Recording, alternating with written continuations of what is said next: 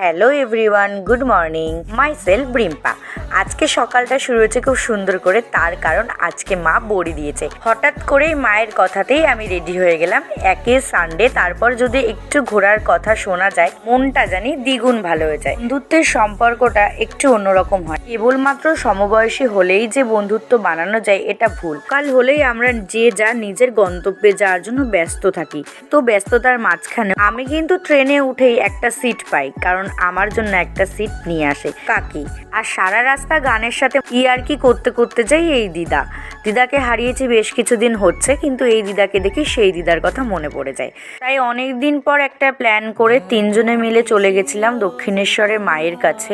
বেশ কয়েকটা বছর পর মায়ের কাছে গিয়ে আর তার সাথে সারাদিনটা কাটিয়ে খুব ভালো লেগেছে। বাড়িতে ফিরে এসে রাত্রে ডিনার নিয়ে বসেছি। আজকের মতো এইটুখানি, দেখা হচ্ছে নতুন একটা ব্লগে। টাটা।